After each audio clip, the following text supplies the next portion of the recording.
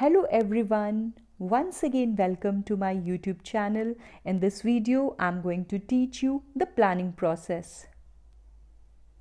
The targeted learning outcome is, after studying this topic, you will be able to understand and analyze the steps involved in the planning process. Every process involves a number of steps.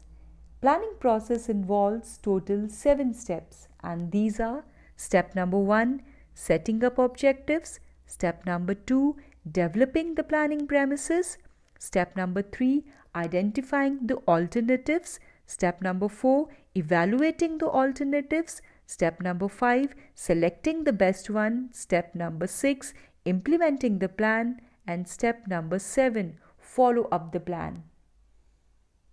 Now let's have a detailed discussion about all these steps. So first one is setting the objectives. Objectives are the end results towards which all organizations work. In planning function, manager begins with setting up of objectives because all the policies, procedures and methods are framed for achieving the objectives only. Managers set up very clearly the objectives of the company, keeping in mind the goals, the physical and financial resources of the company. Objectives may be set for the entire organization, each department or unit within the organization. Now, what does these objectives specify? These objectives specify what the organization wants to achieve. So, these objectives are the end results. Now, how all departments would contribute to the organizational goals is the plan that is to be drawn up, and objectives must be clearly stated to all departments, units and all the employees. Objectives gives you direction, and different departments need to set their different objectives, but within the broad framework of the organizational philosophy. And a manager prefers to set up goals which can be achieved quickly and in specific limit of time. And after setting up the goals, the clearly defined goals are communicated to all the employees at all the levels. Objective must be measurable, should be realistic, specific, achievable and time specific. So these things are must. And all managers must contribute their ideas and participate in the objective setting process.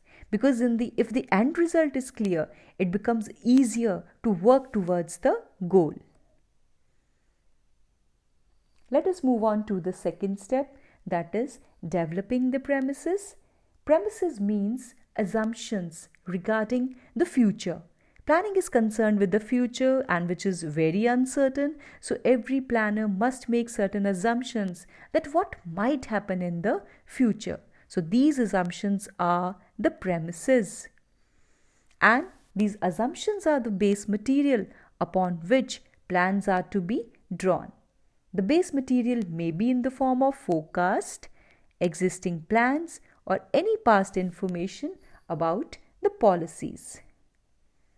So, a manager need to make various kind of assumptions based on the forecasting. And one thing is very important. Assumptions must be same for all. There should be total agreement on them. It should not be that managers are making different assumptions. If different managers are involved in planning, they should be familiar with and using the same assumptions. Let us take one example. For example, forecasting is important in developing the premises as it is a technique of gathering information. Forecast can be made about like demand for a product, policy change, interest rate, prices of capital goods or the tax rate. So, accurate forecast should be there. It is very essential for making successful plans that forecasting should be done accurately. Now, the third step, that is identifying alternative courses of action. What are these? After setting up objectives, manager make a list of alternatives through which organization can achieve its objectives, as there can be many ways to achieve the objective and manager must know all the ways to reach the objectives. The course of action which may be taken could be either routine or the innovative. So different options need to be find out. An innovative course may be adopted by involving more people and sharing their ideas. And if a project is really very important, then more alternatives should be generated and they must be thoroughly discussed among the members of the organization. Fourth step is evaluating the alternative courses. After making the list of various alternatives along with the assumptions supporting them, managers start evaluating each and every alternative and note down the positive and negative aspects of these alternatives. Let's take an example. In financial plans, for example, the risk-return trade-off is very common. The more risky the investment, the higher the return it is likely to give.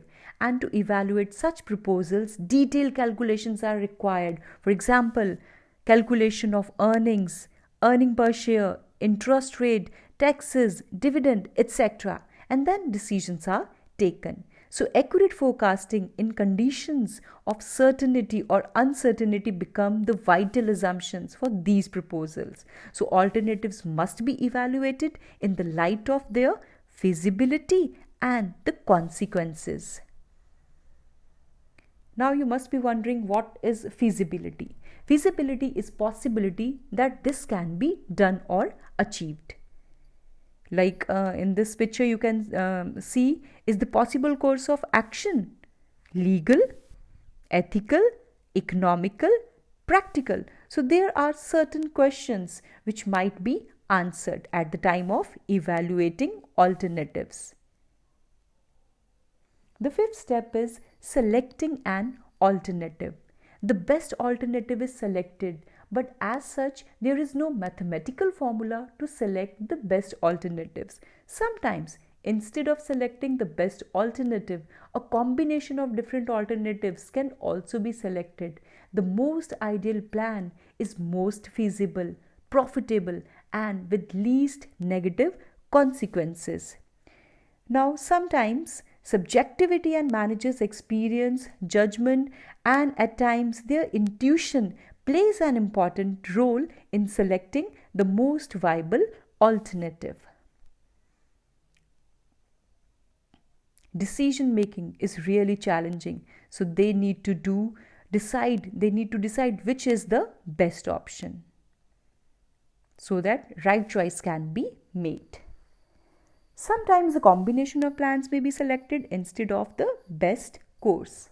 So after preparing the main plan, organization has to make a number of small plans to support the main plan, and these plans are related to performance of mostly the routine jobs in the organization, and these are derived from the major plan, so they are called the derivative plans. Now why they are called the derivative plans? Because these are derived from the major plan, and these plans are a must for accomplishing the objectives of the main plans.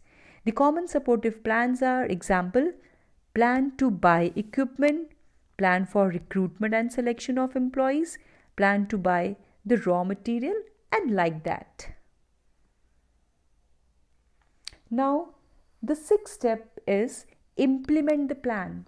Manager prepares or draft the plan, and supportive plans are also made, but on paper. But there is no use of these plans unless and until these plans are put in action.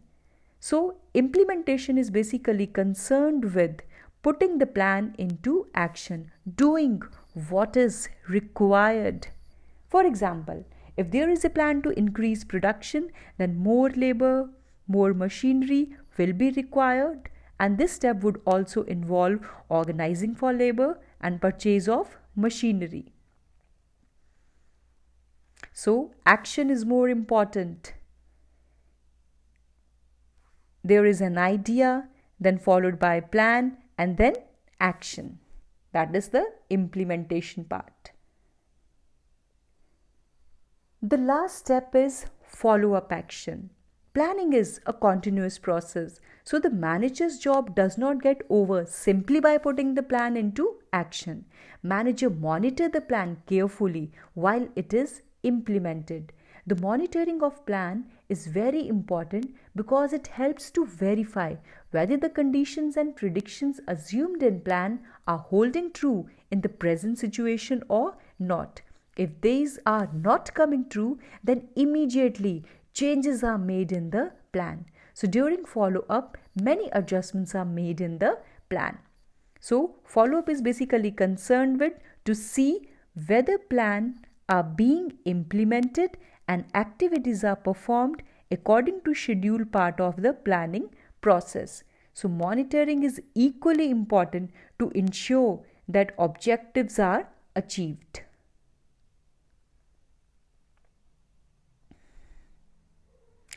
So plan is made, it is implemented, evaluated, and then improvement is made in the plan. Let us have the recapitulation.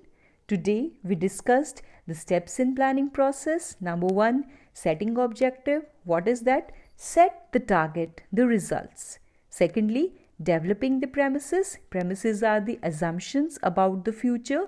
Third, identifying the alternative course of action, finding the various options available to achieve the objectives.